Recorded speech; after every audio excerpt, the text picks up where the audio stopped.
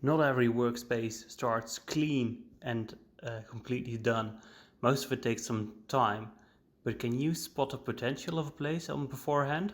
Here's maybe a nice example what a bit of paint can do to a space. Good morning, boys and girls. Remember last week's video of this old workshop that we were restoring, where I showed you around?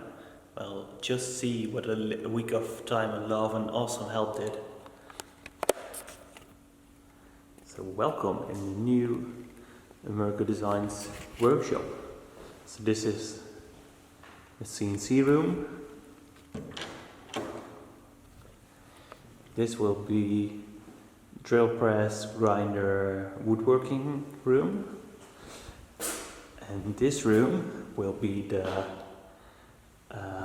belt grinder, sandblasting, the more dirty stuff. But yeah, it's amazing, really bright lights, awesome paint on the floors.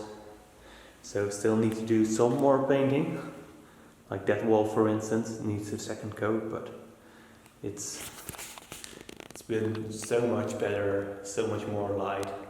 It's a complete and total transformation. So can't wait till the machines go over next week.